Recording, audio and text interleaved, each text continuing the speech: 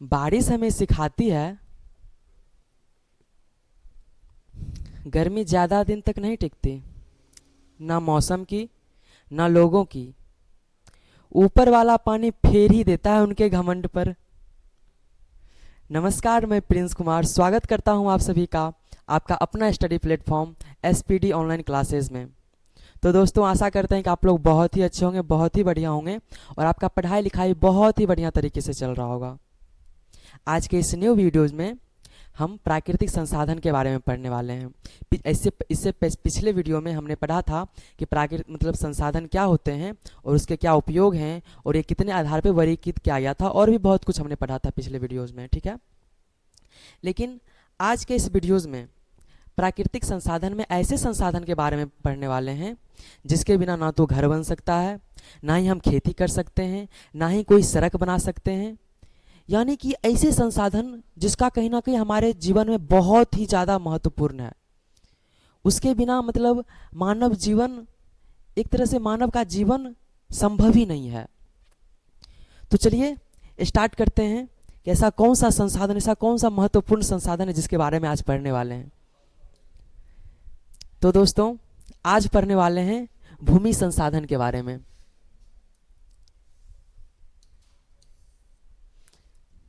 हमने प्राकृतिक संसाधन को टोटल 5 भागों मतलब 5 तरह से 5 प्रकार से वर्गीकृत किया गया है, ठीक है। यानी कि 5 चैप्टर्स में कहें तो जो महत्वपूर्ण संसाधन हैं उनको 5 चैप्टर्स में क ख ग घ करके इस तरह से वर्गीकृत किया गया, बांटा गया अलग अलग तरह से, ठीक है। संसाधन तो बहुत हैं, लेकिन हमारे इस चैप्टर्स में हमारे बोर्ड के अकॉर्डिंग 5 संसाधन को बहुत ही ज़्यादा महत्व दिया गया है, ठीक है। जिसमें से हमारा पहला संसाधन हो जाता है, कहें तो जो एक चैप्टर ही एक तरह से, जिसका नाम है भूमि संसाधन, ठीक है।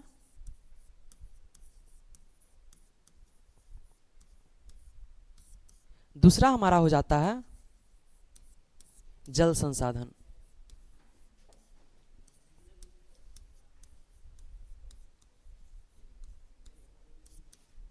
तीसरा है हमारा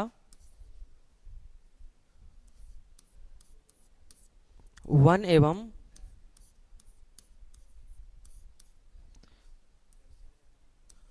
वन्य जीव संसाधन, ठीक है।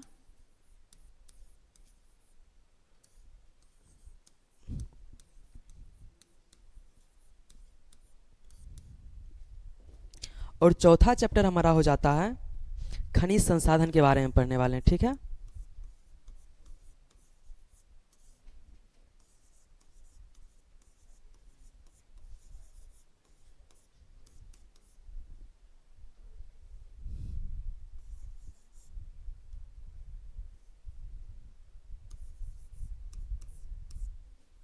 और एक हमारा लास्ट हो जाता है जिसका नाम है ऊर्जा संसाधन,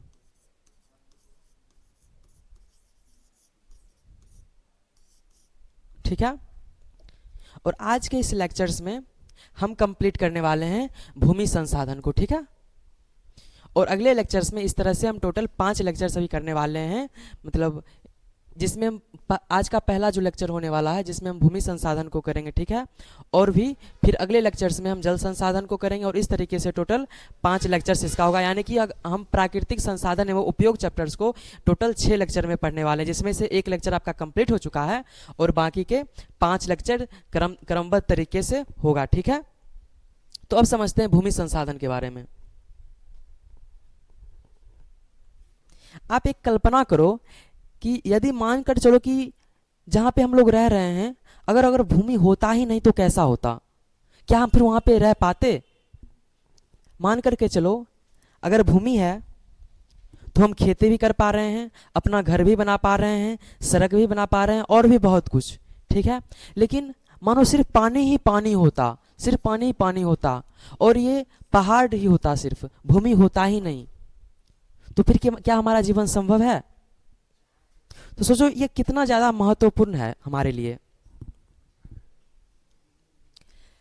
भूमि संसाधन को पढ़ने से पहले चूंकि हम इस संसाधन चैप्टर में भारत के संसाधन को पढ़ रहे हैं, तो हम ये थोड़ा जान लेते हैं कि भौगोलिक स्थिति से भारत का जो भौगोलिक क्षेत्र है वो उसका मतलब किस तरीके से बांटा गया है। ठीक है,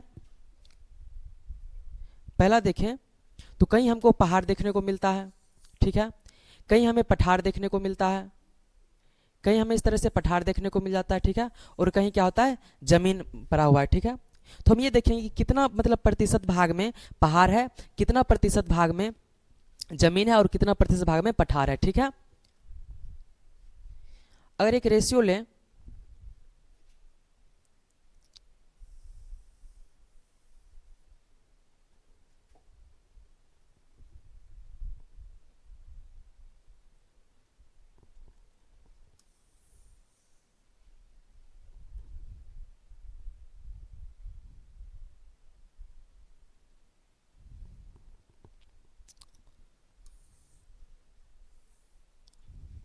अगर हम एक रेशियो लेकर के देखें तो लगभग आप भूमि की बात करोगे तो लगभग 43% भूमि है। कितना है? 43% भूमि है। और हम पर्वत की बात करें तो लगभग 30% क्या है, पर्वत है। ठीक है, और बाकी 27% जो है भूभाग पे क्या है, पठार है। क्या है? पठार है। ठीक है, इतना बात क्लियर हो रहा है आप लोगों को?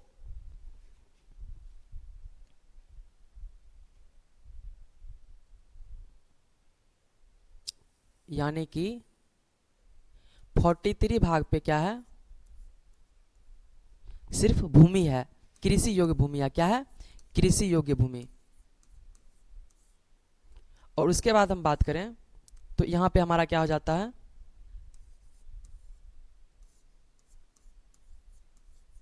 पर्वत है। ठीक है, और इस भूभाग पे जो है सो हम बात करें 27% भूभाग पे पठार है। ठीक है, यानी कि कुल भाग का केवल 43% भूभाग पे ही हम क्या कर सकते हैं, खेती कर सकते हैं। ठीक है, इतना क्लियर हो रहा है आप लोगों को? आगे देखिए, भूमि संसाधन के बारे में चूंकि हम पढ़ने वाले हैं तो थोड़ा हम देख लेते हैं भूमि संसाधन आखिर कहते किसको हैं। ठीक है,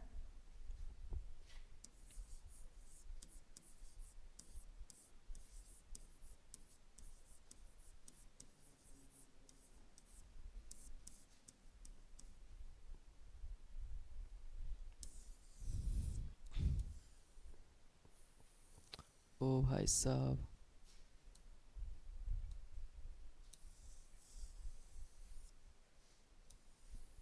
चलिए भूमि संसाधन को अब देख लेते हैं आज।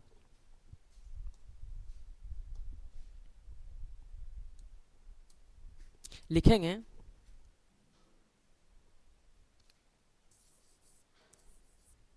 वह संसाधन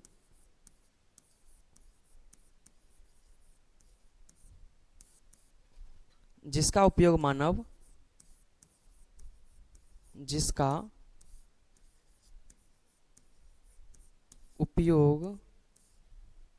मानव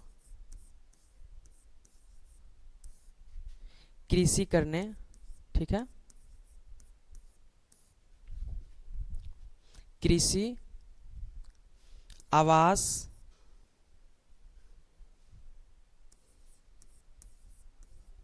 कृषि करने, आवास बनाने, या फिर हम बात करें सड़क निर्माण आदि के लिए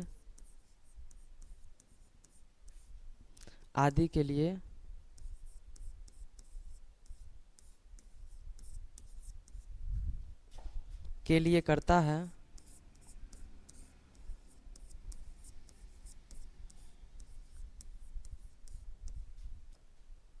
भूमि संसाधन कहलाता है। ठीक है,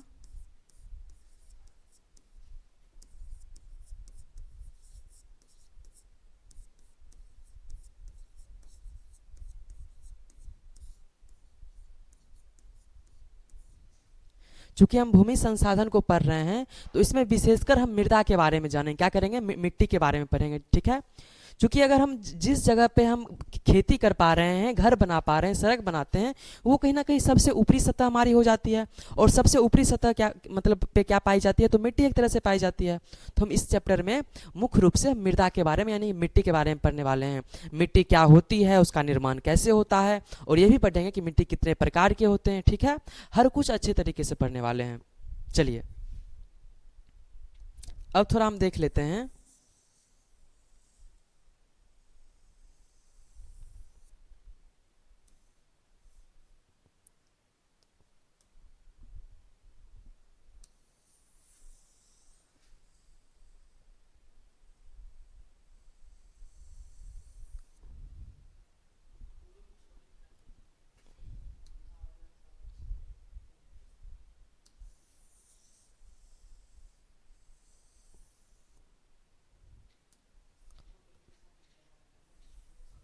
चलिए इसको ही नीचे लिख देते हैं, ठीक है, क्लियर हो जाएगा।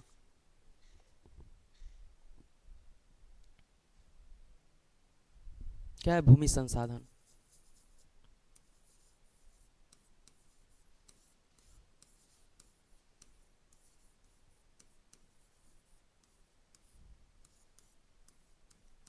क्लियर है आप लोगों को?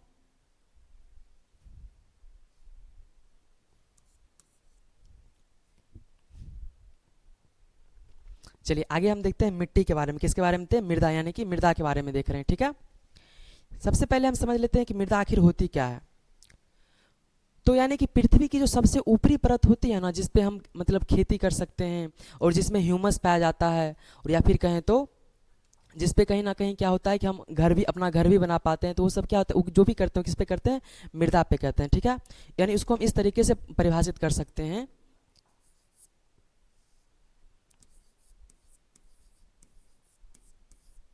पृथ्वी की वह सबसे वह सबसे ऊपरी गीली परत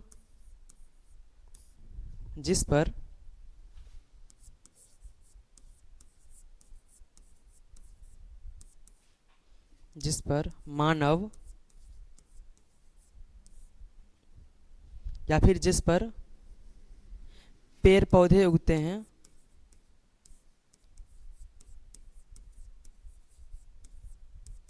पेड़ पौधे उगते हैं, जिसमें ह्यूमस पाया जाता है, जिसमें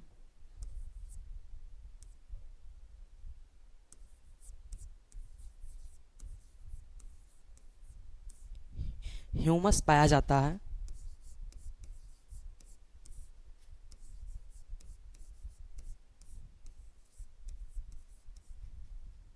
मृदा कहलाता है। ठीक है, या फिर ये भी पॉइंट लिख सकते हैं, या जिसमें ह्यूमस तथा सूक्ष्म जीव कर देते हैं। ठीक है,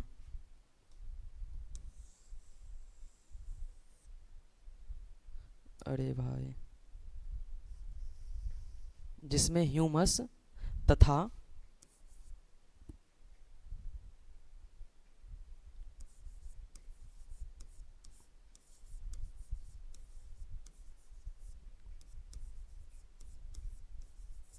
सूक्ष्म जीव पाया जाता है,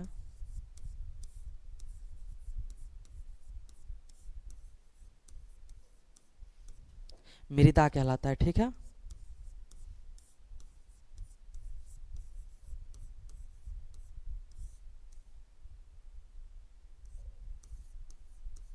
इतना आप लोगों को क्लियर है?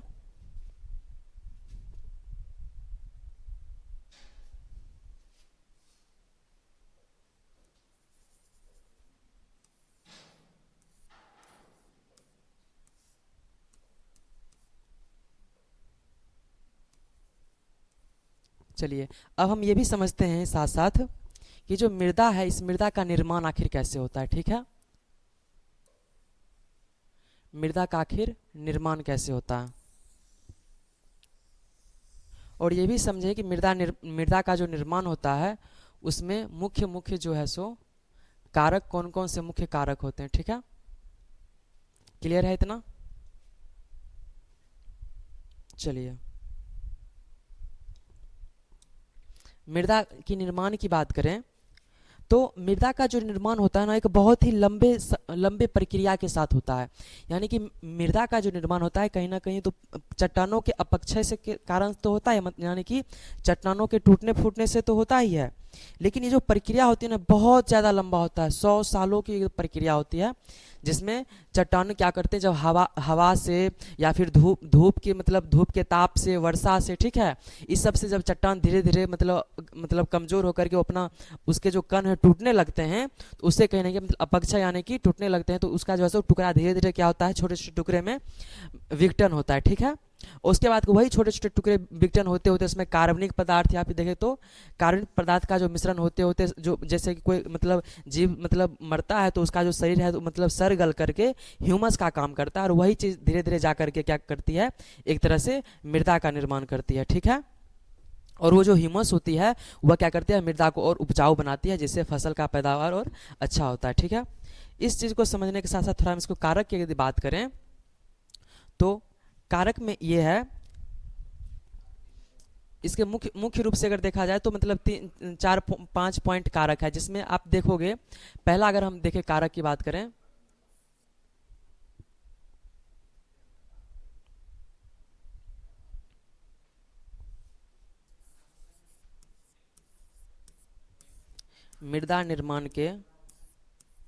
मृदा का जो निर्माण होता है उसके कारक को देख लेते हैं। ठीक है,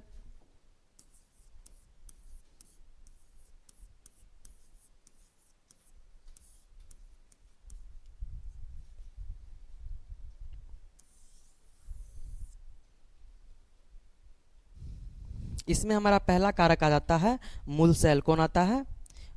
मूल सेल आता है। मूल सेल का अर्थ ये हुआ, सेल मतलब होता है चट्टान। क्या होता है? सेल का अर्थ होता है चट्टान। और सॉरी एक मिनट, हाँ, मूल, और मूल का मतलब होता है कि जो मतलब जो मुख्य रूप से चट्टान की हम बात करें, ठीक है, तो उसकी जो जड़ होती है, ठीक है, वही मतलब मूल सेल मतलब, सेल मतलब चट्टान। तो एक हमारा कारक हो गया मूल सेल। ठीक है,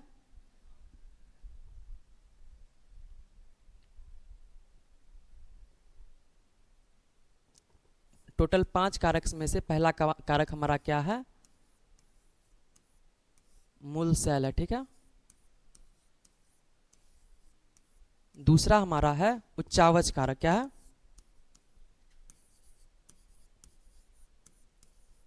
उच्चावच।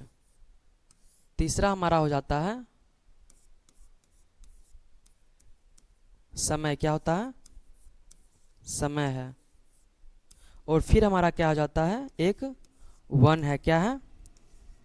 वन। और एक हमारा हो जाता है जलवायु। क्या हो जाता है?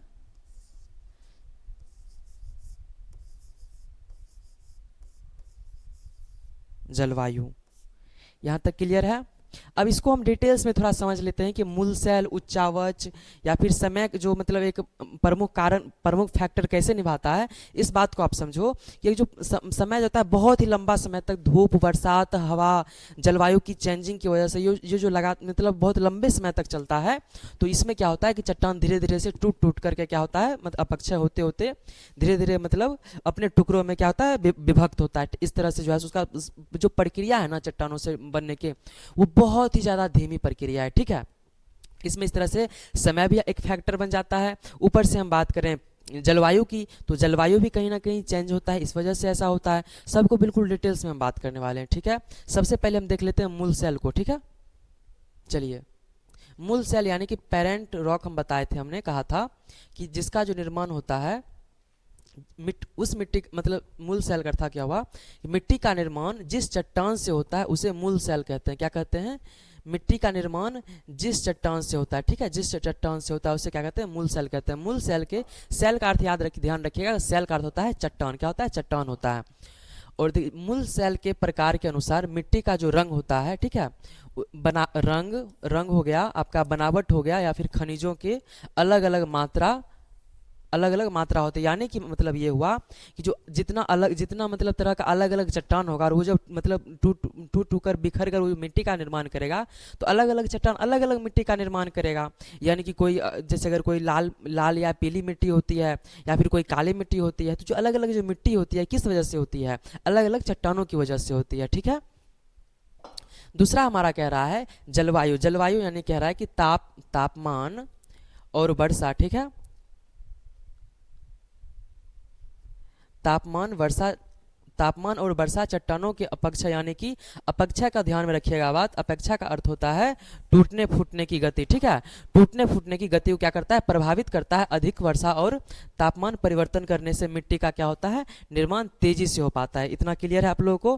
फिर हमारा तीसरा पॉइंट हो जाता है उच्चावच। क्या क्या है, उच्चावच या स्थलाकृति। ठीक है। यानी कहने का अर्थ हुआ कि भूमि की ऊंचाई। ठीक है। भूमि की ऊंचाई, ढाल, भूमि की ऊंचाई, ढाल, समतलता मिट्टी के निर्माण को प्रभावित करती है। क्या करती है, मिट्टी के निर्माण को प्रभावित करती है। समतल भूमि पर मिट्टी अधिक जमा होती है। समतल भूमि पे क्या होती है, मिट्टी अधिक जमा होती है, जबकि ढाल वाले क्षेत्रों में मिट्टी का कटाव अधिक होता है। क्या होता है, ढाल वाले क्षेत्रों पर मिट्टी का कटाव क्या हो जाता है, अधिक हो जाता है। इतना समझ में आ रहा है। यानी कि ढाल वाले पे क्या होता है कि उस पर मतलब उस पर मतलब हवा जो होता है, जब मतलब बहुत तेज़ हवा बहती है तो उस पर मतलब हवा का ज़्यादा प्रभाव पड़ता है, लेकिन जो समतल भूमि होती है उस पर कम पड़ता है, इसलिए उसका कटाव कम हो पाता है। लेकिन वही मतलब ऊंचा जगह पे क्या होता है, मिट्टी का कटाव ज़्यादा होता है। ठीक है। अगला पॉइंट हमारा कह रहा है, ये जो कारक है आप देख सकते हो, मृदा निर्माण कारक, बहुत ही ज़्यादा इंपॉर्टेंट क्वेश्चन है। ठीक है। जिसमें कि कहीं ना कहीं हर साल एग्जाम में लगभग मतलब 2-3 मार्क्स का तो रहता ही है। अगर आप ऑब्जेक्टिव में देख सकते हो, या इसका कुछ ना कुछ ऐसे पॉइंट्स डाल करके पूछ देगा, या फिर सब्जेक्टिव में तो रहने का बहुत ही ज़्यादा चांस रहता है। ठीक है। अगला पॉइंट की हम बात करें तो है वनस्पति एवं जीव। वनस्पति एवं जीव किस प्रकार से जो है सो मिट्टी के निर्माण में कारक है। आप इस चीज़ को समझिए कि पेड़ पौधे की पत्तियां जीव जंतुओं के अवशेष सड़ गलकर ह्यूमस बनाते हैं। क्या बनाते हैं, ह्यूमस बनाते हैं। इस बात को याद रखिएगा, क्या बनाते हैं, ह्यूमस बनाते हैं। ह्यूमस मिट्टी को उर्वरता बढ़ाता है। क्या करता है, मतलब ह्यूमस क्या करती है, उर्वरता बढ़ाता है और उससे खेती के लिए उपयुक्त बनाता है। इतना क्लियर है। ह्यूमस जो है जो भी जीव जंतु या फिर पेड़ पौधा का जो पत्तियां होती है वो सड़ गल करके जो वो बचती है, वो एक तरह से मतलब वही ह्यूमस कहलाती है। और वो क्या करती है, मतलब खेती के लिए जो कृषि करते हैं उनके लिए मतलब बहुत ही ज़्यादा बेनिफिशियल होती है, क्योंकि जो फसल होता है वो उसका जो मतलब उत्पादन होता है बहुत ही अच्छा होता है।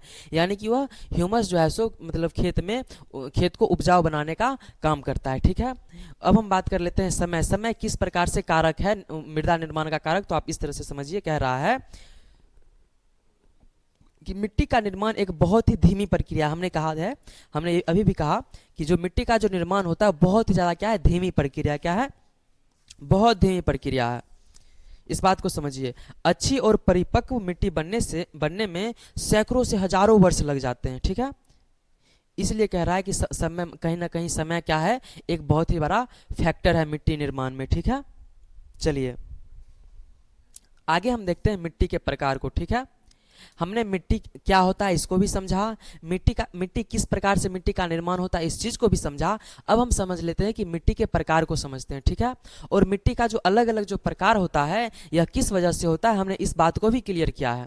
किस वजह से होता है भाई, इस मतलब रीजन इसका ये है कि अलग अलग चट्टान जो है सो कहीं ना कहीं अलग अलग मृदा का निर्माण करते हैं। मानकर चलो कोई काला चट्टान है माना कि, तो कहीं ना कहीं उसका जो मतलब धीरे धीरे वो टूट फूट कर जो अगर मतलब बहुत लंबे समय अगर मिट्टी का निर्माण करेगा तो उससे क्या होगा, काली मिट्टी का निर्माण होगा। और इसी तरह से अलग अलग जो मिट्टी होता है, फिर कोई लाल मिट्टी की बात कर लो, देख लो काली मिट्टी हो गई, लाल या पीली मिट्टी हो गई। क्या है, लाल या फिर पीली मिट्टी। लेटेराइट मिट्टी, मरुस्थलीय मिट्टी, पर्वतीय मिट्टी और एक जलोढ़ मिट्टी। ठीक है। अब हम प्रकार को देख लेते हैं। तो देखो मिट्टी का जो है ना टोटल 6 प्रकार होता है। कितना प्रकार होता है, 6 प्रकार होता है। थोड़ा हम देख लेते हैं इसको लिखते हुए, आगे हम बात करते हैं। ठीक है। मिट्टी के प्रकार, ठीक है, यानी मृदा के प्रकार कह सकते हैं, मृदा के प्रकार। इस चीज को आप समझिए।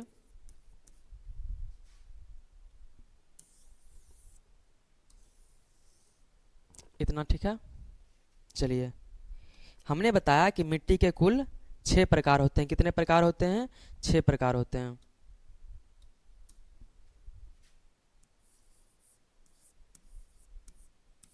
मृदा के 6 प्रकार हैं, ठीक है।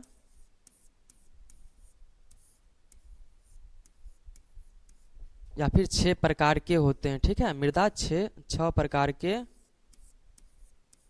होते हैं,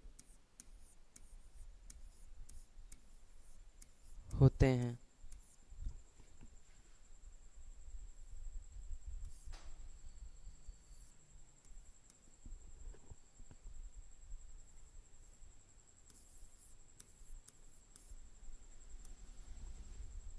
चलिए,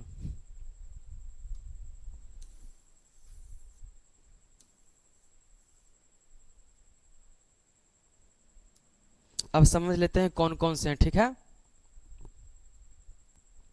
कौन कौन से हैं उसका नामकरण थोड़ा हम कर लेते हैं। 6 प्रकार की जो मृदा होती है, कौन कौन सी होती है?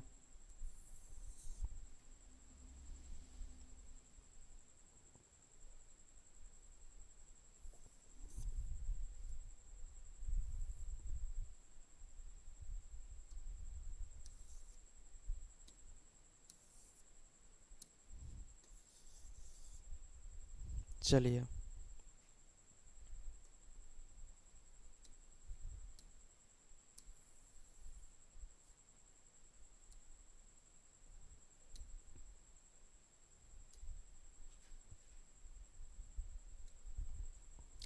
पहला हमारा हो जाता है, आप ध्यान देंगे,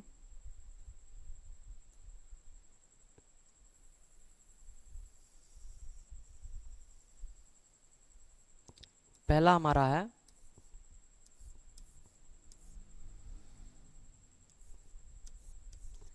जलोढ़ मिट्टी। क्या है? जलोढ़ मिट्टी।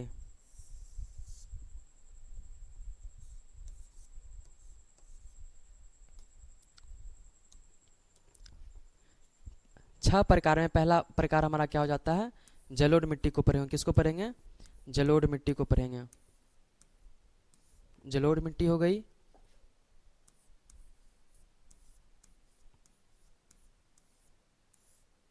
ठीक है। एक है हमारा फिर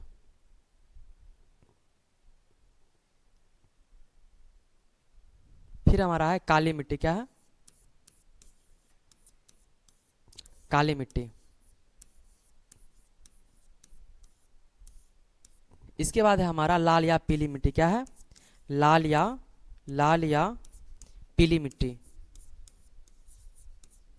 पीली मिट्टी, ठीक है। लाल या पीली मिट्टी। इसके बाद हमारा है लेटेराइट मिट्टी। क्या है? लेटेराइट मिट्टी। लेटेराइट मिट्टी। लेटेराइट मिट्टी। फिर है हमारा मरुस्थलीय मिट्टी।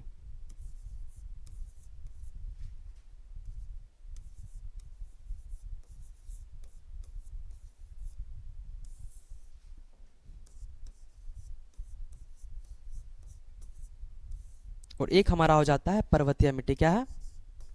पर्वतीय मिट्टी है। क्या है? पर्वतीय मिट्टी। यानी कि हमने देखा कि टोटल 6 प्रकार के मिट्टी होते हैं, जिसमें हमारा है पहला मिट्टी है जिसका नाम है जलोढ़ मिट्टी, दूसरा हम पढ़ेंगे काली मिट्टी, तीसरा हम पढ़ने वाले लाल या पीली मिट्टी, फिर है हमारा लेटेराइट मिट्टी, उसके बाद है हमारा मरुस्थलीय मिट्टी, और फिर क्या हमारा पर्वतीय मिट्टी। ठीक है। मृदा कितने प्रकार के होते हैं भाई? मृदा होते हैं 6 प्रकार के। कितने प्रकार के होते हैं?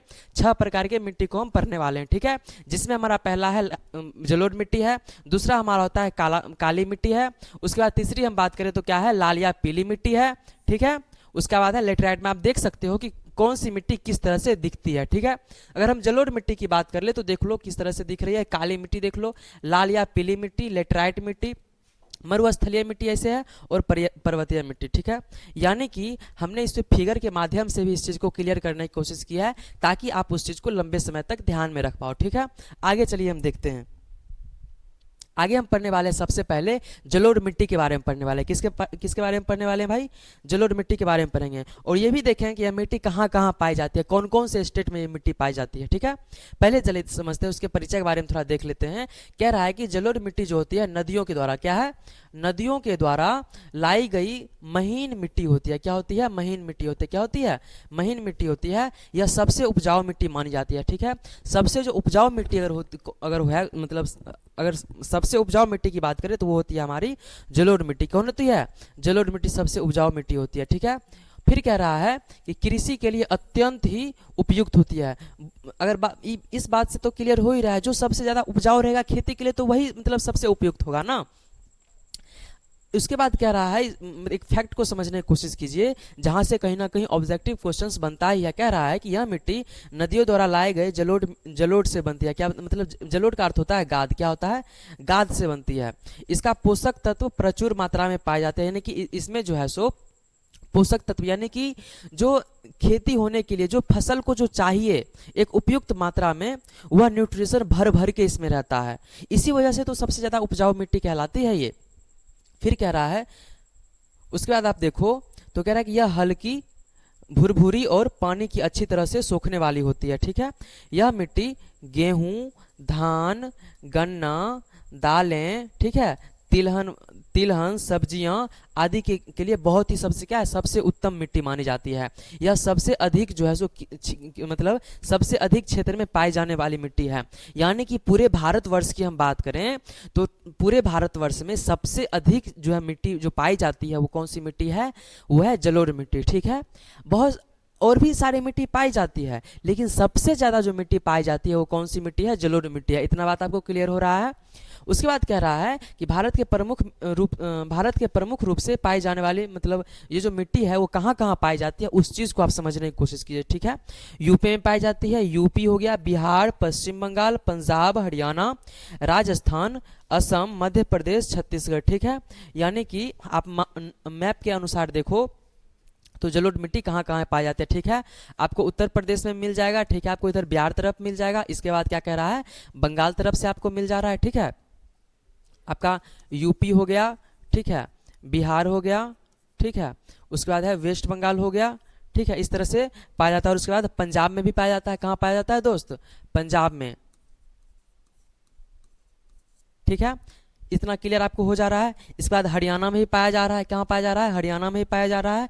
राजस्थान, असम, ठीक है, मध्य प्रदेश, अधिक क्षेत्रों में मतलब इसका विस्तार देखने को मिलता है। ठीक है, इतना आपको क्लियर हो रहा है। उसके बाद है यहाँ पे आपको राजस्थान में भी मतलब ये मिट्टी मिलता है। ठीक है, और छत्तीसगढ़ की बात करें तो छत्तीसगढ़ में भी जलोढ़ मिट्टी पाई जाती है। ठीक है, यहाँ हम देख लेते हैं तो यहाँ पे हमारा क्या हो जाएगा? राजस्थान। ठीक है, ठीक है, और छत्तीसगढ़ में भी इसका कुछ मिट्टी का विस्तार है। ठीक है, इतना आपको क्लियर हो गया। चलिए अब आगे देखते हैं जिसका नाम है काली मिट्टी। क्या है? काली मिट्टी। और काली मिट्टी को ही क्या बोलते हैं? रेगुर मिट्टी भी कहा जाता है। ठीक है, ऑब्जेक्टिव में आपको डायरेक्ट क्वेश्चन पूछेगा रेगुर मिट्टी किसे कहा जाता है, तो काली मिट्टी को कहा जाता है। ठीक है, या फिर पूछेगा काली मिट्टी का दूसरा नाम, तो रेगुर मिट्टी। इतना क्लियर हो रहा है। और ये सबसे ज़्यादा कपास के लिए क्या है? उपयोगी मानी जाती है। ठीक है, इसको चलिए पॉइंट में देख लेते हैं। तो काली मिट्टी को रेगुर मृदा कहा जाता है। क्या कहता है? रेगुर मिट्टी भी कहा जाता है। यह मिट्टी कपास के लिए, किसके लिए? कपास की खेती के लिए सबसे उपयुक्त मानी जाती है। ठीक है, यह मिट्टी गहरी, चिकनी, ठीक है, चिकनी, गहरी, जल धारण करती है और उपजाऊ होती है। ठीक है, यह मतलब जो है ना, जो जल को यानी पानी को एक लंबे समय तक क्या करती है? एब्जॉर्ब करके रखती है। ठीक है, अपने अंदर समा के रखती है। ठीक है, यह मिट्टी जो है सो बेसाल्ट चट्टानों से प्राप्त होती है। क्या होती है? बेसाल्ट चट्टानों के अपक्षय से, यानी पूछेगा आपको क्वेश्चन में कि काली मिट्टी जो प्राप्त होती है वह किस चट्टान से प्राप्त होती है, तो आप क्या बोलोगे? वह क्या है? बेसाल्ट चट्टानों से प्राप्त होती है। ठीक है, उसके बाद कह रहा है कि इसमें चूना, लोहा और क्या, मैग्नीशियम, पोटास प्रचुर मात्रा में होते हैं। ठीक है, उसके बाद यह मिट्टी पानी को रोकने की क्षमता रखती है। पानी को रोकने की क्षमता रखती है, ये एक मतलब फैक्ट के रूप में ये सबको आप थोड़ा ध्यान में रखना। ठीक है, यह मिट्टी का जो रंग होता है काला होता है। क्या होता है? काला होता है, या गहरा धूसर होता है। क्या होता है? धूसर होता है। यह कपास, गन्ना, ज्वार, तिलहन और दलहन की खेती के लिए सबसे उपयुक्त मानी जाती है। इतना क्लियर हो रहा है आपको। अब हम ये भी देख लेते हैं कि भारत के किस किस क्षेत्र में, कौन कौन से स्टेट में यह काली मृदा पाई जाती है। तो कह रहा है कि महाराष्ट्र आपका हो गया, मध्य प्रदेश, गुजरात, तेलंगाना, कर्नाटक, आंध्र प्रदेश, ठीक है, और तमिलनाडु के कुछ भागों में क्या होती है, और राजस्थान के दक्षिणी भागों में इसका विस्तार है। ठीक है, आप देख सकते हो काली मृदा का कहाँ कहाँ विस्तार है। आपको यहाँ पे मध्य प्रदेश देखने को मिल जाएगा। ठीक है, यहाँ पे क्या मिल जाएगा आपको, मध्य प्रदेश, और यहाँ पे आपको क्या मिलता है, राजस्थान देखने को मिल जाएगा। फिर इधर से महाराष्ट्र आपको हो जाएगा, इधर कर्नाटक है, और तमिलनाडु, आंध्र प्रदेश, तेलंगाना, ठीक है, इन सब क्षेत्रों में जो है सो आपको काली मृदा देखने को मिल जाती है। ठीक है, आगे हम बात करते हैं। चूंकि हमें इस वीडियो को ज़्यादा लंबा नहीं खींचना होता है, चूंकि कम समय में हम चाहते हैं कि इस वीडियो के माध्यम से आप हर बात को इस तरह से रिकॉल कर पाओ, ताकि आपका जब एग्जाम अगर नज़दीक भी आए तो इसको कहीं ना कहीं अगर आप रिवीजन के रूप में भी इस वीडियो को देखोगे तो हर एक पॉइंट आपको क्लियर होने वाली है। ठीक है, और ये सब जो आपका लेक्चर्स आ रहा है ना, मतलब धीरे धीरे करके, तो एक तरह से समझो कि ये एग्जाम पॉइंट ऑफ व्यू से बहुत ही ज़्यादा, मतलब इसमें हर एक पॉइंट को उस तरीके से डाला गया है कि जो कहीं ना कहीं बहुत ही ज़्यादा एग्जाम के लिए महत्वपूर्ण होने वाला है। ठीक है, आगे पॉइंट को हम देख लें। देखो, अब हम पढ़ने वाले हैं लाल मिट्टी के बारे में। किसके बारे में पढ़ने वाले हैं, लाल मिट्टी के बारे में पढ़ने वाले हैं। ठीक है, लाल मिट्टी या फिर पीली मिट्टी के बारे में। ठीक है, लाल मिट्टी या और पीली मिट्टी के बारे में पढ़ने वाले हैं। लाल मिट्टी की बात करें तो यह मिट्टी लाल रंग की होती है। क्या होती है, लाल रंग की होती है, और इसमें लौह तत्व पाए जाते हैं। क्या, इसमें लौह तत्व अधिक मात्रा में। ठीक है, लौह तत्व क्या होते हैं, अधिक मात्रा में पाए जाते हैं। ये सामान्यतः गर्म और आर्द्र जलवायु में पाए जाते हैं। ये ऐसे क्षेत्र में पाए जाते हैं जहाँ पे क्या है, गर्म इलाके, यानी कि सब गर्म और आर्द्र जलवायु में पाए जाते हैं। ठीक है, यह मिट्टी हल्की और क्या होती है, हल्की होती है, भुरभुरी होती है और कम उपजाऊ होती है। ठीक है, इस बात को याद रखिएगा, ये लाल मिट्टी जो होती है क्या होती है, कम उपजाऊ होती है। ठीक है, और इसमें नाइट्रोजन, फास्फोरस और ह्यूमस की कमी होती है। अब भाई बताओ, जिस मिट्टी में ह्यूमस की ही कमी हो जाए वह मिट्टी उपजाऊ होगी, बताइए तो। क्योंकि हमने तो पढ़ रखा है कि जहाँ पे ह्यूमस होती है, ह्यूमस की वजह से ही क्या होता है, कहीं ना कहीं मृदा उपजाऊ होती है। जहाँ पे जितना अधिक ह्यूमस रहेगा वो मृदा उतना ज़्यादा उपजाऊ रहेगा, और जहाँ पे ह्यूमस की ही कमी हो जाए वो मृदा कैसे उपजाऊ रह सकता है। ठीक है, तो यहाँ पे क्या होता है कि वो जो है सो ह्यूमस की कमी रहती है, इस वजह से क्या होता है, यहाँ पे यह मिट्टी कम उपजाऊ होती है। और ये जो मिट्टी होती है वह गर्म और आर्द्र जैसे क्षेत्रों में पाया जाता है। ठीक है, आगे फिर कह रहा है, यह मिट्टी कपास, ठीक है, याद ध्यान देखिए, कपास, मूंगफली, तिल, ज्वार, बाजरा मतलब इस मिट्टी में क्या होते हैं, उगाए जाते हैं। इतना क्लियर हो रहा है आपको।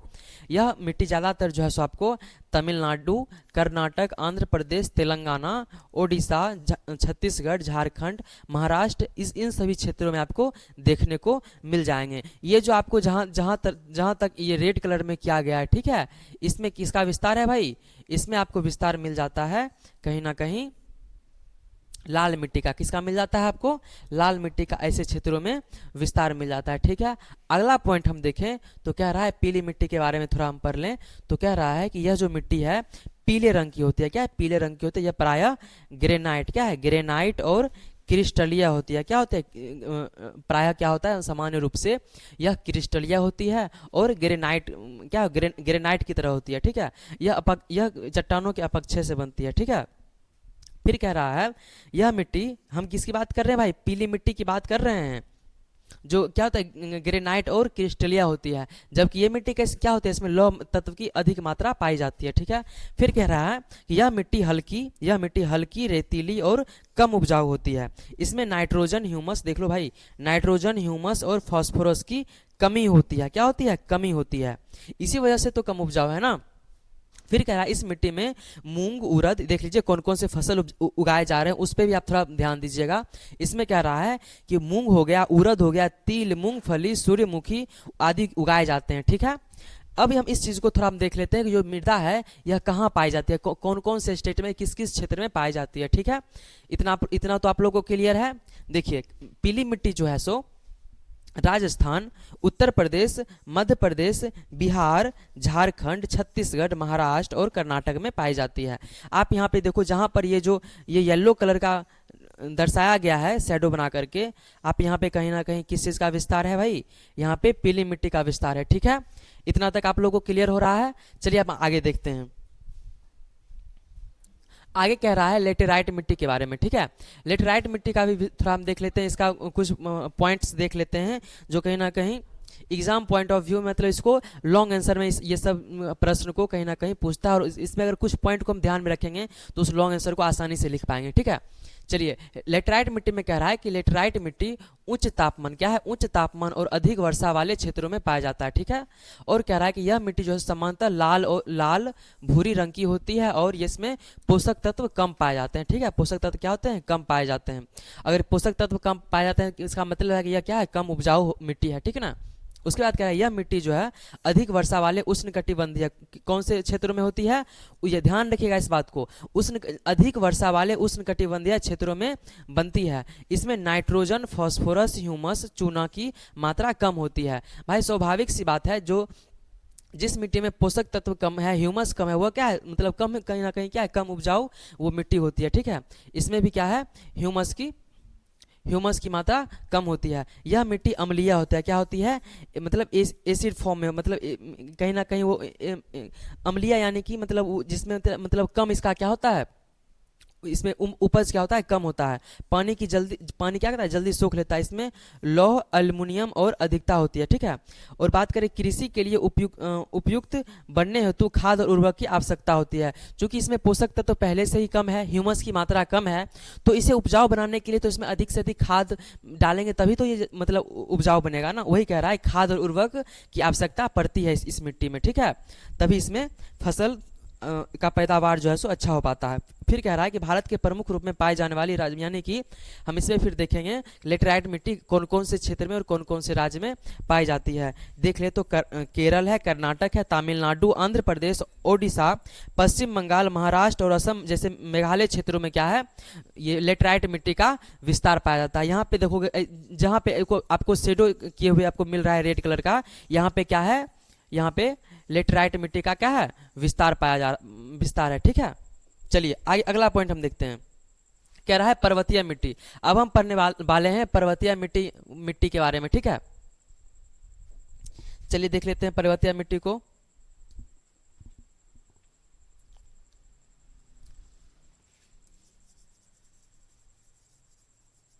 पर्वतीय मिट्टी कह रहा है कि पर्वतीय मिट्टी पर्वतीय क्षेत्रों में पाई जाती है। कहाँ पाई जाती है, पर्वतीय क्षेत्रों में पाई जाती है। मिट्टी कम गहरी और कार्बनिक पदार्थों से युक्त होती है। ठीक है, क्या होती है, कार्बनिक पदार्थों से युक्त होती है। यह मिट्टी पत्थरों के अपक्षय से बनती है। क्या होती है, मतलब पत्थरों के टूटने फूटने से बनती है। ठीक है, जब लंबे समय से उस पर सूर्य, वर्षा और कहें तो जलवायु का जब प्रभाव पड़ता है एक लंबे समय में, तो धीरे धीरे टूट टूट कर क्या होती है, मिट्टी का निर्माण होता है। अब इस पॉइंट को तो हमने पहले से ही क्लियर कर चुका है, और यहाँ पे भी आप इस चीज़ को समझ सकते हैं। यह मिट्टी ऊंचाई वाले क्षेत्रों में पाई जाती है। कहाँ पाई जाती है, ऊंचाई वाले क्षेत्रों में क्यों पाई जाती है भाई, ये मिट्टी है पर्वतीय, जो पर्वत जो हमारा मतलब भौगोलिक रूप से देखें तो पर्वत क्या है, कहीं ना कहीं ऊंचे क्षेत्रों को मतलब दर्शाता है। तो ये क्या, ये मिट्टी होती है पर्वतीय क्षेत्रों में पाई जाती है, मतलब ऊंचे क्षेत्रों, मतलब ऊंचे वाले क्षेत्रों में पाई जाती है। इसमें ह्यूमस क्या होता है, इसमें ह्यूमस यानी कि कहें तो जैविक पदार्थ की मात्रा अधिक होती है। ठीक है, यह मिट्टी हल्की, कंकरीली और जल निकास वाली होती है। यह मिट्टी सेब, ठीक है, सेब, चाय, कॉफी, आलू आदि के लिए खेती की जाती है। इसमें देख लेते हैं कहाँ कहाँ ये मिट्टी का विस्तार है। ठीक है, बात करें हिमाचल प्रदेश की, जम्मू कश्मीर, उत्तराखंड, सिक्किम, अरुणाचल प्रदेश, नागालैंड, मिजोरम और मेघालय जैसे राज्यों में क्या है, इस मिट्टी का विस्तार है। यानी कि ऐसे राज्यों में इस मिट्टी का विस्तार है जहाँ पे जो राज्य कहीं ना कहीं पर्वतीय क्षेत्र, जहाँ पे पर्वतीय क्षेत्र ज़्यादा है। ठीक है, उस क्षेत्र में क्या है, पर्वतीय मिट्टी का विस्तार है। जहाँ पे जिस राज्य में आपको पर्वत ज़्यादा देखने को मिलेगा, ठीक है, उस राज्यों में आपको इस मिट्टी का विस्तार पाया जाता है। ठीक ना, चलिए आगे देखते हैं। आगे हमारा है मरुस्थलीय मिट्टी। ठीक है, मरुस्थलीय मिट्टी हमारा लगभग ऐसे मतलब कौन कौन से राज्य हैं, कौन कौन से क्षेत्र में पाए जाएंगे, तो कहीं ना कहीं वो सब राजस्थान, गुजरात जैसे क्षेत्रों में पाए जाएंगे। कौन सा, मरुस्थल, यानी कि जो मरुस्थलीय क्षेत्र है वही ना भाई मरुस्थलीय मिट्टी देखने को मिलेगा। चलिए थोड़ा मरुस्थलीय मिट्टी के बारे में थोड़ा समझ लेते हैं, जान लेते हैं इसका कुछ बेसिक पॉइंट्स को। ठीक है, जो एग्जाम पॉइंट ऑफ व्यू से कहीं ना कहीं ज़्यादा इम्पोर्टेंट है। ठीक है भाई, चलिए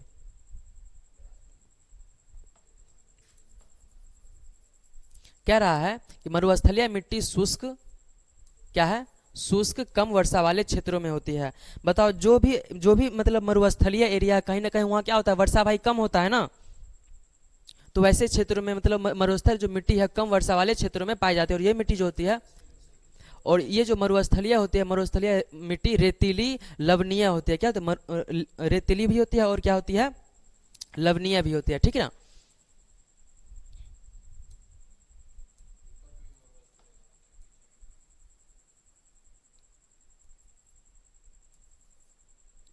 चलिए, मरुस्थलीय मिट्टी यानी डिजर्ट सॉइल, ठीक है। थोड़ा थोड़ा सिली मिस्टेक है, आप इस चीज़ को थोड़ा देख लीजिएगा, ठीक ना। उसके बाद कह रहा है कि इसमें जैविक जैविक पदार्थ की मात्रा, इसमें जैविक पदार्थों की मात्रा बहुत कम होती है। जैविक पदार्थ की मात्रा बहुत कम होती है। इस वजह से क्या होता है, कहीं ना कहीं इसमें जो है सो इसकी ये जो मिट्टी होती है कम उपजाऊ होती है, ठीक है। उसके बाद कह रहा है कि यह जो मिट्टी है गर्म, भाई जो भी मरुस्थलीय क्षेत्र है यानी राजस्थान की हम बात करें, क्या वो कहीं ना कहीं क्या ज़्यादा वहाँ पे गर्मी पड़ती है, शुष्क जलवायु वाले क्षेत्रों में पाई जाती है। इसमें रेत की मात्रा अधिक होती है और नमी की मात्रा कम होती है, चूंकि वहाँ पे वर्षा बहुत ही नगण्य, कहें तो नगण्य मात्रा में होता है, बहुत ही कम होता है, ना के बराबर होता है। इस वजह से क्या होता है, उसमें क्या होती है, नमी भी कम होती है। यह मिट्टी लवणीय और क्षारीय प्रकृति दोनों में पाई जाती है, ठीक है। यानी लवणीय और क्षारीय दोनों में पाई जाती है। यह मिट्टी बाजरा, ज्वार, चना, मूंगफली आदि के लिए इसमें खेती होती है, ठीक है। अगला पॉइंट कह रहा है कि यह मतलब ऐसे कौन कौन से राज्य में पाए जाते हैं, तो देख लीजिए आप। पहला हमारा है राजस्थान, गुजरात, हरियाणा, पंजाब। पंजाब में पूरी क्षेत्र में नहीं पाए जाते हैं, कुछ ही हिस्सों में पाए, जैसे कि दक्षिणी पश्चिमी भाग में, पंजाब के दक्षिणी पश्चिमी क्षेत्र में यह मिट्टी यानी मरुस्थलीय मिट्टी देखने को मिलती है। उसके बाद बात करें मध्य प्रदेश में भी पूरा नहीं, मध्य प्रदेश के पश्चिमी भागों में ही केवल पश्चिमी भागों में, मध्य प्रदेश के केवल पश्चिमी भागों में ये मरुस्थलीय मिट्टी देखने को मिलती है, ठीक है। इतना आपको क्लियर हो रहा है। उसके बाद आप मैप के अकॉर्डिंग आप इसमें जो दर्शाया गया उस चीज़ से आप समझ सकते हैं, ठीक है। यहाँ पर भी पाया जाता है, ठीक है, थोड़ा बहुत। चलिए आगे अगर पॉइंट की बात करें तो हमारा है, आप इस चीज को समझिए, भू उपयोग, जो भू उपयोग है ना, उसको मतलब दो कारकों में विभक्त किया गया, ठीक है। भू उपयोग को दो कारकों में विभक्त किया गया, जिसमें हमारा पहला कारक है भौतिक कारक और दूसरा हमारा है मानवीय कारक, ठीक ना। चलिए भू उपयोग को समझ लेते हैं।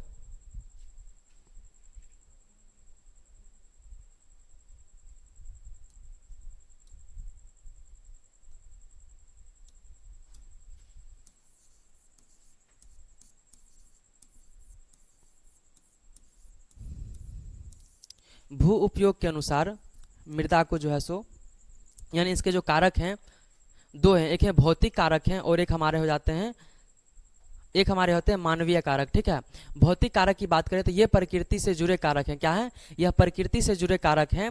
यह भूमि की बनावट यानी कि मैदानी, पहाड़ी, पठारी, मिट्टी के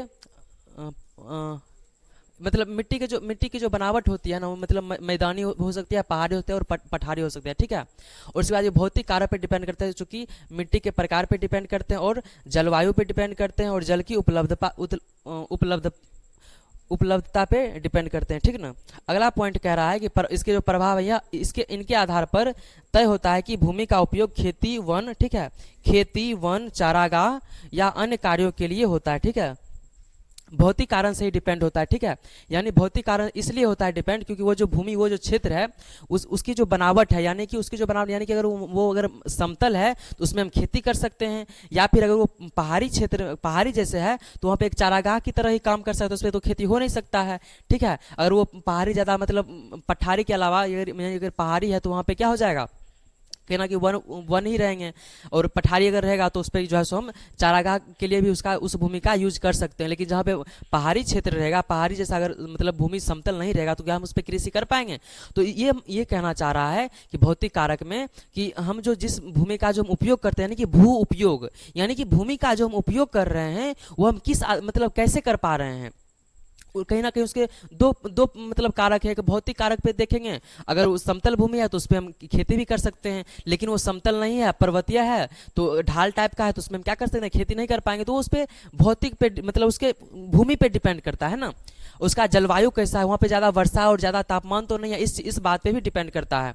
ठीक है। और जल की अगर मान के चलो कि हम पहाड़ी क्षेत्र पे खेती करने के लिए गए और वहाँ हमें जल ही नहीं हो पा रहा है, उस हम खेत को सिंचाई ही नहीं कर पा रहे हैं, तो क्या हम खेती कर पाएंगे वहाँ पे कृषि हो पाएगी? नहीं हो पाएगी। वही इसमें भौतिक कारक के रूप में स्पष्ट करना चाह रहा है। ठीक है। भू उपयोग के दो प्रमुख कारक हैं, यानी कि भू उपयोग यानी कि भूमि के जो उपयोग है उसके जो कारक हैं, दो पहलू बनते हैं। एक भौतिक, जो वो किस तरह से वहाँ पे वो निर्भर करता है उस पर हो जाता है, और दूसरा आता है मानवीय कारक। ठीक है। अब थोड़ा मानवीय कारक को देख लें तो मानवीय कारक को कह रहा है कि ये मनुष्य से जुड़े कारक है। ये किससे जुड़े हैं? मानवीय कारक यानी कि मनुष्य से जुड़े कारक हैं, यानी कि जनसंख्या का दबाव, जिस क्षेत्र में रह रहे हैं उसका जनसंख्या का दबाव, यानी तकनीकी का विकास। अगर हम वहाँ पे भूमि का जो उपयोग कर रहे हैं, क्या हम अपने तकनीकी अपने बुद्धि से कर पा रहे हैं कि नहीं कर पा रहे हैं, इस चीज़ पे भी डिपेंड करता है। और ये जो डिपेंड करता है वो मानव के ऊपर ही डिपेंड करता है। आर्थिक गतिविधियाँ कैसा है, ठीक है, वो हो गया। उसके बाद सरकारी नीतियाँ और विकास योजना। ठीक है। यानी कि ऐसे क्षेत्र अगर मान लो जहाँ पे सरकार अगर अपना जमीन अपना नीति के अनुसार अगर उस जमीन को अपना कब्जा कर ले, तो क्या हम दूसरा वहाँ जाकर मानव कृषि या फिर कुछ भी और भी चीज़ कर सकता है? नहीं कर सकता है। तो वहाँ कहीं ना कहीं क्या मतलब सरकार भी अपना नीति और विकास योजना के तहत भी इस चीज़ को कहीं ना कहीं प्रभावित करता है। ठीक है। आगे अगर हम देखें, कह रहा है कि इनके कारण भूमि का उपयोग किस किस किस चीज़ों में होता है? तो कृषि में होता है, उद्योग में होता है, आवास में होता है, सड़क में होता है। यानी करके मान लो अगर सरकार ने अपने नीतियों या फिर योजना के अनुसार उस भूमि को अपने अंदर ले लिया, तो वह कहीं ना कहीं मतलब सड़क बनाने के लिए ले सकता है, या फिर उद्योग धंधा बैठाने के लिए भी ले सकता है कि नहीं ले सकता है। अगर किसी विशेष व्यक्ति की बात करें तो वह अपना जो है उसका कहीं ना कहीं खेती के लिए उसका उपयोग कर सकता है, या फिर कोई बिजनेसमैन उद्योग के लिए उसका उपयोग कर सकता है, या फिर सरकार जो है सो रेलवे के लिए भी उपयोग कर सकती है। ठीक है, आदि के लिए किया जाता है। चलिए फिर अब हम समझते हैं भूक्षरण को। बहुत ही ज़्यादा इंपॉर्टेंट क्वेश्चन है, हर साल कहीं ना कहीं ऐसे क्वेश्चंस देखने को मिल ही जाते हैं। ठीक है। कह रहा है कि भूक्षरण का कहने का मतलब है कि वह क्षरण वह प्रक्रिया जिसमें पानी, हवा, मानव की गतिविधियों के कारण मिट्टी की उपजाऊ ऊपरी परत बह जाती है या उड़ जाती है। ऐसे भूमि का उर्वरता कम हो जाती है और खेती प्रभावित होती है। यानी कि हमने ये इस चीज़ में ये समझ सकते हैं कि जो सबसे ऊपरी परत पे ही कहीं ना कहीं खेती होती है। ठीक है। अगर ऊपरी परत में ही सबसे ज़्यादा क्या होती है, ह्यूमस पाई जाती है, सबसे ज़्यादा पोषक तत्व होते हैं। अगर मान चलो कि बहुत ही ज़्यादा तेज़ हवा के चलने के बाद, जैसे कि मरुस्थल की हम बात कर ले, तो बहुत ज़्यादा तेज़ हवा हमेशा चलती रहती है, और ऐसे में अगर ऊपरी सतह को, ऊपरी जो मिट्टी है सबसे उपजाऊ मिट्टी को उड़ा करके लेकर के चली गई, ठीक है, तो क्या वहाँ पर अच्छी खेती हो सकती है? नहीं हो पाएगी। अगर वहीं अगर बात करें ऐसे मतलब वर्षा वाले क्षेत्र में जहाँ पे कहीं ना कहीं ढाल जैसा बना हुआ है और वहाँ पे पानी का बहुत ही इतना तेज बहाव आता है, ऊपरी सतह मिट्टी को बहा करके लेकर के चले जाती है, तो ऐसे क्षेत्रों पे मिट्टी मतलब कहीं ना कहीं क्या होता है, उसकी उर्वरा शक्ति कमजोर हो जाती है, कम हो जाती है, और इस वजह से वो कहीं ना कहीं उपजाऊ नहीं रह पाते और उसमें उपज जो है सो अच्छे से नहीं हो पाती है। वही कह रहा है कि भूक्षरण क्या है, वो एक प्रक्रिया है जो पानी के कारण से भी हो सकती है, हवा के कारण से भी हो सकती है, और मानव की गतिविधियों के कारण से। मानव की गतिविधियों के कहने का मतलब ये हो गया कि मान करके चलो एक अच्छा उपजाऊ भूमि है, ठीक है, बहुत ही अच्छा भूमि है, लेकिन मानव क्या किया वहाँ पे, उसकी ऊपरी जो सतह है वहाँ से मिट्टी कटवा दिया, पूरे मतलब अपने खेत में से पूरे ऊपर का हिस्सा का मिट्टी कटवा लिया और अपना जो घर बना रहा था उसमें मिट्टी डाल दिया। ठीक है। तो क्या आपको लगता है कि वो जो मिट्टी है खेत का वो उपजाऊ रह पाएगी? वो खेत नहीं रह पाएगा, क्योंकि सबसे ज़्यादा मतलब उपजाऊ जो मिट्टी थी वो कहीं ना कहीं क्या था, सबसे ज़्यादा ह्यूमस, सबसे ज़्यादा पोषक तत्व कहीं ना कहीं ऊपरी सतह पे था, उसने तो ऊपर से ही काट करके हटा दिया। तो कहीं ना कहीं मानव गतिविधियाँ किस तरीके से प्रभावित करती है भूक्षरण में, आप इस चीज़ से आप समझ सकते हैं। ठीक है। और इन सभी कारणों से क्या होता है, उर्वरा शक्ति कम होती है। अब इसके रोकने के उपाय को समझिए। ठीक है। भूक्षरण को हम कैसे रोक सकते हैं? ठीक है। भूक्षरण को हम कैसे रोक सकते हैं? पहला हमारा पॉइंट है, कह रहा है कि वृक्षारोपण करना। भूक्षरण को रोकने के लिए हम वृक्षारोपण कर सकते हैं। वृक्षारोपण से क्या होगा कि जहाँ पे उसका जो वृक्ष लगेगा, उसका जो जड़ का जो फैलाव होगा भूमि में, तो क्या करेगा, जब वर्षा होगा तो उसको मिट्टी को बहने से रोकेगा। ठीक है। यानी कह रहा है कि अधिक पेड़ लगाने से मिट्टी बंधी रहती है, मतलब उसका जो जड़ रहता है, जब पेड़ बड़े हो जाते हैं तो उसका जड़ बहुत लंबे दूरी तक क्या होता है, वह मिट्टी को जकड़े रहता है। तो इस वजह से जब वर्षा भी होती है तो मिट्टी के बहाव उससे मतलब मिट्टी बहती नहीं है। दूसरा पॉइंट है वनों की कटाई रोकना। वनों की कटाई रोकना, ठीक है। जैसे कि जंगल की सुरक्षा से मिट्टी का क्षरण कम हो जाता है। जंगलों की सुरक्षा से क्या होता है, मिट्टी का क्षरण कम होता है। जहाँ पे जंगल ही नहीं रहेगा तो वहाँ पे क्या होगा, कहीं ना कहीं मिट्टी तो पूरे खुल जाएगी और खुली में क्या होगा, फिर बारिश होगी और कहीं ना कहीं मिट्टी बह जाएगी। लेकिन जहाँ में वन रहेगा, वन यानी कि वहाँ पे पेड़ पौधा रहेगा और पेड़ पौधा क्या करे, उस मिट्टी को अपने अंदर बांध के रखेगी, ठीक है।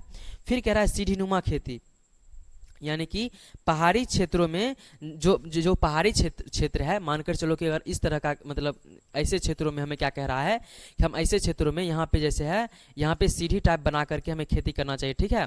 जैसे यानी कि इस तरीके से अगर हम खेती करेंगे तो यहाँ पे क्या होगा, इसका मिट्टी का जो प्रभाव होगा वह कहीं ना कहीं क्या होगा, कम होगा, ठीक है। इस तरीके से हम सीढ़ी नुमा संरचना बना करके हम खेती करें, ठीक है। ये कहने की कोशिश किया जा रहा है सीढ़ी नुमा खेती, यानी कि पहाड़ी क्षेत्रों में, ठीक है, पहाड़ी क्षेत्रों में सीढ़ी बना करके खेती करनी चाहिए, जिससे क्या होगा, वहाँ पे भूक्षरण मतलब कम होगा, ठीक है। अब आगे देखिए, कह रहा है कि समोच्च रेखा की जुताई, यानी कि ढलान वाली भूमि पर समोच्च रेखाओं के अनुसार जुताई करना चाहिए, ठीक है। अगला पॉइंट कह रहा है पट्टीदार खेती। क्या कह रहा है, पट्टीदार खेती, अलग अलग फसलों की पट्टियां बनाकर खेती करने से मिट्टी सुरक्षित रहती है, ठीक है। अलग अलग फसलों की पट्टियां बना करके मतलब एक साथ में जो है सो अलग अलग फसल लगा करके कह रहा है कि उसकी जो है सो खेती करने से क्या मिट्टी क्या होती है, सुरक्षित रहती है। बांध और मेर बनाना, वर्षा के समय तेज बहाव को रोकने के लिए मान कर चलो कि मतलब ऐसी कोई ढलान वाली ज़मीन है जहाँ पे बहुत ज़्यादा तेज वर्षा होती है तो क्या होता है, मिट्टी बहने लगती है। तो ऐसे क्षेत्रों पे क्या करेंगे, वहाँ पे बांध देंगे जहाँ से क्या होगी, पानी बह नहीं सकती है, बह नहीं पाएगी तेज रफ्तार से। इस वजह से क्या होगा, मिट्टी का कहीं ना कहीं कटाव कम हो जाएगा, मिट्टी का क्षरण कम हो जाएगा, ठीक है। वही कहना चाह रहा है कि वर्षा के पानी से तेज बहाव को रोकने के लिए, वर्षा के पानी को तेज बहाव को रोकने के लिए खेतों की मेड़ तथा छोटे बांध बनाने चाहिए। उसके बाद अगला पॉइंट है, कह रहा है अत्यधिक चराई पर रोक लगाना। पशुओं की अनियंत्रित चराई से मिट्टी ढीली हो जाती है और इसलिए इसे नियंत्रित करना मुश्किल होता है। चूंकि क्या होता है कि यानी कि पशु अगर मान के चलो छोटा छोटा जो घास होता है वो क्या करता है, उसका जो जड़ पूरी मिट्टी में फैला होता है और उससे क्या करता है, अच्छी तरीके से मिट्टी को बांध कर रखती है। लेकिन जब पशु क्या होता है, जब पशु चरता है तो छोटे छोटे जो घास होते हैं मैदान पे वो कहीं ना कहीं उसको चढ़ जाते हैं और उससे क्या होता है, मिट्टी ढीली हो जाती है और जब वर्षा होती है तो मिट्टी क्या होती है, बह जाती है। इसलिए कह रहा है कि अत्यधिक चराई पर रोक लगाना, ठीक है। अत्यधिक चराई पर रोक लगाना, जो पशु जो अनियंत्रित चराई कर लेते हैं ऐसे क्षेत्रों पे क्या कहते हैं, वहाँ पे रोक लगाने की जरूरत है, ठीक है। आगे हम पढ़ने वाले हैं भूमि संरक्षण के बारे में। किसके बारे में, भूमि संरक्षण के बारे में। पहले हम समझते हैं भूमि संरक्षण कहते किसे हैं, ठीक है। कह रहा है कि भूमि संरक्षण का अर्थ होता है, ठीक है, भूमि संरक्षण का अर्थ होता है भूमि का कटाव, प्रदूषण और बर्बादी से बचाकर उसकी उर्वरता तथा गुणवत्ता बनाए रखना, ताकि भविष्य में भी उसका सही उपयोग किया जा सके, ठीक है। कह रहा है, आप इस बात को क्लियर समझिए कि भूमि क्षरण का अर्थ है कि भूमि के कटाव, प्रदूषण, बर्बादी से बचाकर उसकी उर्वरता तथा गुणवत्ता बनाए रखना, ताकि भविष्य में भी उसकी सही उपयोग किया जा सके। फिर हमारा पॉइंट कह रहा है कि अधिक से अधिक पेड़ लगाना। भूमि संरक्षण करने के लिए हम अधिक से अधिक पेड़ लगाने की जरूरत है, जिससे क्या होगा कि पेड़ों की जड़ें मिट्टी को मजबूती से पकड़ कर रखेगी, ठीक है। जब हम अधिक से अधिक पेड़ लगाएंगे ऐसे क्षेत्रों में जहाँ पे कहीं ना कहीं खुली मिट्टी है और वर्षा की वजह से कहीं ना कहीं अच्छा मतलब जगह होने के बावजूद, अच्छा मतलब मिट्टी के होने के बावजूद भी क्या होता है, वहाँ पे मिट्टी का बहाव, पानी की वजह से मिट्टी का बहाव हो जाता है और वो कहीं ना कहीं मिट्टी का क्षरण होता है। तो ऐसे क्षेत्र में क्या करेंगे, हम जब वहाँ पे पेड़ पौधे लगाएंगे यानी वन का विस्तार करेंगे तो वो जो मिट्टी होती कहीं ना कहीं क्या होगी, उसे मिट्टी को मजबूती से पकड़ के रखिए कौन, पेड़ पौधा। उसके बाद क्या है, वन की कटाई को रोकना। वन की कटाई को हम रोकना शुरू कर देंगे, मतलब वही पॉइंट है, ठीक है ना दोस्त। वन की कटाई को रोकना, जंगल की सुरक्षा करने से भूमि क्या होती है, सुरक्षित होती है। फिर कह रहा है कि भूक्षरण रोकना। सीढ़ीनुमा खेती बनाकर समोच्च जुताई करके और मेरबंदी से क्या कर सकते हैं, इसको रोक सकते हैं, ठीक है ना। चलिए फिर अगला पॉइंट है हमारा संतुलित खेती करना, यानी कि रासायनिक उर्वरकों का कम उपयोग करना। रासायनिक उर्वरकों का कम से कम उपयोग करना क्या, और उसके अलावा उसके जगह हम क्या करेंगे, जैविक तरीके से जैविक खेती करेंगे तो उससे क्या होगा, कहीं ना कहीं कह रहा है कि रासायनिक उर्वरकों का कम उपयोग करना और जैविक, ठीक है, जैविक खाद का अत्यधिक उपयोग करना चाहिए। जैविक खाद कहने का मतलब ये हुआ कि जैसे पशु से जो प्राप्त होता है कहीं ना कहीं उसके मतलब जैसे कि पशु का गोबर हो गया, उसके द्वारा मतलब खेत में जब छिड़काव करते हैं तो उसे कहीं ना कहीं ये इस तरह की जो खेती होती है उसको क्या बोलते हैं, वो जैविक कृषि के अंतर्गत आता है, जिसमें जो है सो ज़्यादातर जैविक कृषि में ऐसे मतलब खेती कह सकते हैं जिसमें रसायनों का बहुत कम से कम उपयोग किया जाता है, ठीक है। और उसमें जो है सो वो कहीं ना कहीं मिट्टी भी जो होती है ज़्यादा दिन तक मतलब उपजाऊ बनी बनी रहती है, ठीक है। उसके बाद कह रहा है जल संरक्षण, वर्षा जल का संग्रह और सही सिंचाई, ठीक है, व्यवस्था अपनानी चाहिए, ठीक है, जल संरक्षण करना चाहिए, ठीक है। क्योंकि जब जल जो है इधर उधर जब बहने लगती है तो कहीं ना कहीं अपने साथ क्या करते हैं, मिट्टी को भी बहा करके ले जाते हैं। इस वजह से कह रहा है कि जल संरक्षण की भी हमारी मतलब ज़रूरत है। और अत्यधिक चराई को रोकना, ठीक है, सेम वही सब पॉइंट है, यानी कि भूक्षरण, आपने जो भूक्षरण को पढ़ा ना और उसमें जो उसको उपाय बताया गया भूक्षरण को रोकने का, बिल्कुल सेम वही फंडा अप्लाई कर देना है हमको भू संरक्षण में, ठीक है। कहीं ना कहीं उसका जो उपाय है और इसमें जो दिया गया वो अधिकतर पॉइंट आपको सेम मिलेंगे, यानी इसे ये आपको मतलब बेनिफिट होने वाला है कि अगर इस तरह से अगर कोई भी एक क्वेश्चन आता है और आपको अगर इस दोनों में से अगर एक दो पॉइंट इसका और एक दो पॉइंट उसका याद है तो आप मिला करके आप एक सटीक आंसर दे सकते हो, ठीक है। फिर हमारा कह रहा है कि अत्यधिक चराई को रोकना, पशुओं की अनियंत्रित चराई को भूमि खराब कर होती है और इस वजह से नियंत्रित करना चाहिए। और एक बंजर भूमि का विकास करना, जो भूमि बंजर हो गई है, ठीक है, जो भूमि क्या हो गई, बंजर हो गई है, जहाँ पे बहुत दिनों से खेती नहीं हुई है, ऐसे भूमि में कह रहा है कि पेड़ लगाकर सुधार कार्य की करना और बंजर भूमि को उपयोगी बनाना चाहिए। इतना आप लोग को क्लियर हो गया है। चलिए इसके बाद इस तरीके से हमारा जो प्राकृतिक संसाधन यानी कि जो हम भूमि संसाधन के बारे में जो पढ़ रहे थे वो अधिकतर हमने पॉइंट्स को क्लियर कर दिया है, ठीक है।